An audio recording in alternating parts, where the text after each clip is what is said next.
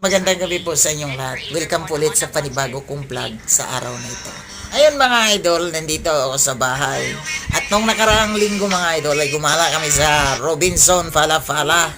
May regalo yung asawa ko at hindi ko nabablog yon. Ngayon, i-unboxing natin. Ipapakita ko sa inyo kung ano yung pinakamagandang binili niya na regalo sa akin.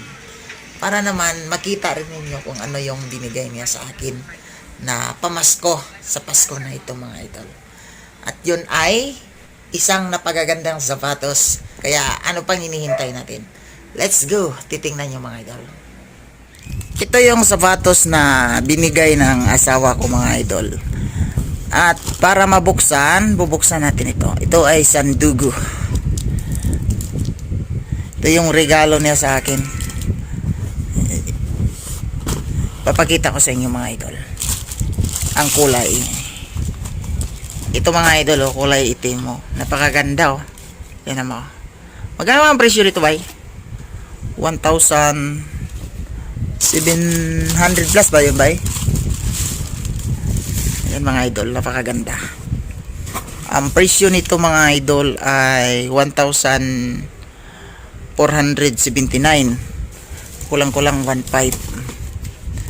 At ito yung hitsura niya mga idol. Sandugo.